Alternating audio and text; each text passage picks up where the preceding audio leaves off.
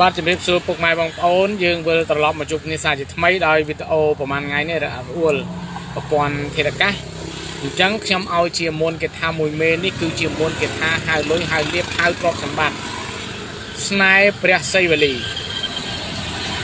កំរមានអ្នកផុសឬកំរខ្ញុំលើកមកផុសណារឿងស្នេហ៍ព្រះសីវលីនេះព្រោះជាស្នេហ៍មួយដែលមានមហិទ្ធិឫទ្ធិខ្លាំងបាទកូនចៅពេលដែលយើងសោតទៅលុយអាចហូរចូលទោះបីជាយើងធ្វើការលក់ដូរក៏ដោយទៅធ្វើការកន្លែងណាក៏ដោយគឺតែងតែមានគេអាណិតស្រឡាញ់ឲ្យលុយយើងចាយអញ្ចឹងទៅហើយបើយើងលក់ដូរតែងតែមានភ្ញៀវចូលរដឹកអត់មានដាច់ទេបាទអត់មានអត់ណាបាទគឺតែងតែមានភ្ញៀវចូលមករឿយជាប្រចាំរាល់ថ្ងៃអញ្ចឹងស្នេហ៍ព្រះសីវលីនេះគឺពូកែណាស់បាទគឺពូកែណាស់ហើយកុំឲ្យខាតពេលខ្ញុំសូត្រនៅមុនគេថានេះឲ្យកូនចៅបដិបត្តិឲ្យកត់ត្រាយកទៅទុកទៅស្នេហ៍មួយមេនេះគឺកំពូលស្នេហ៍ដែលពិសេសឲ្យខ្លាំងទៀតសម្រាប់យើងសូត្រហៅទាំងលុយហៅទាំងភ្ញៀវ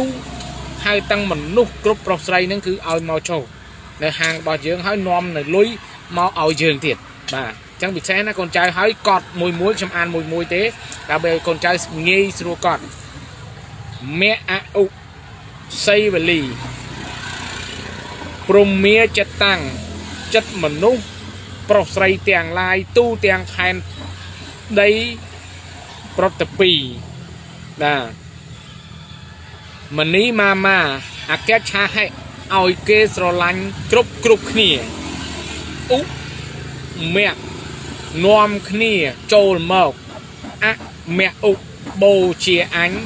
មិនដាច់សัพពបូជាមហាលៀបភាំង